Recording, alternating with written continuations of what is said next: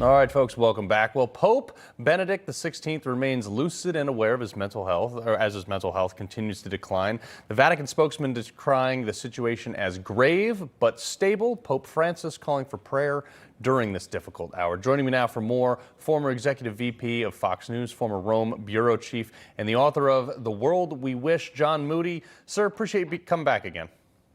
It's my pleasure, as always. Okay, so obviously it's been 24 hours since we talked to you last about this. What's changed in that time about the Pope's health? Well, I think there was a statement from the Vatican spokesman saying that Pope Benedict was lucid, which is, of course, good news. The inevitable is happening to this former Pope. He is approaching the point of death, and it's not a surprise. It's, of course, a sad thing, but he's had a wonderful life, and the greatest thing for any pope is to finally meet his maker. Yeah. Well, Pope Francis is calling for prayers, obviously, for his predecessor during these difficult times.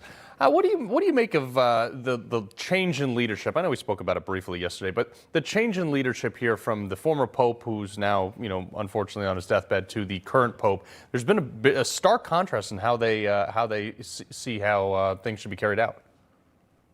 Well, there sure is. You have to liken it to a regime change, really.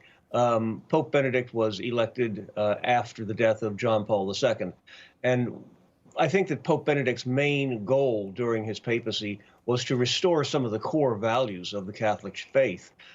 He reinstituted the Tridentine Mass, which is celebrated in Latin as it had been for thousands of years. He told priests that they were no longer allowed to celebrate Mass in cutoffs and T-shirts, and to get back into the vestments that were always meant to be used during the celebration of Mass. He's reached out to international leaders and told them that the values of Catholic doctrine are values that go beyond politics. Yeah. All of these are valuable things, and of course, now Pope Francis has gone in the opposite direction, decrying wealth, decrying capitalism, and saying that migrants are more important than people who already live in the countries where they were born.